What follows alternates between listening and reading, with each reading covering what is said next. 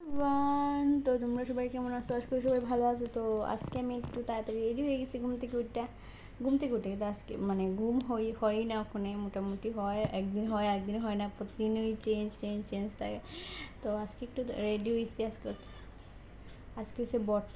তো আমার ছেলে আজকে ব্রত 1 মাস কমপ্লিট হয়ে গেছে। তো 1 মাসের পরে আমরা মানে নিয়ম ব্রত। তো কালকে পরিষ্কার করা ওরা হয়েছে, সব কিছু করা হয়েছে, আজকে ব্রত হইব। তো তার লেগে আমি স্নান টান করে অর্ধেক রেডি হয়েছি, শাড়িটাই পরবো, যখন পূজা হইব তখন শাড়ি পরবো।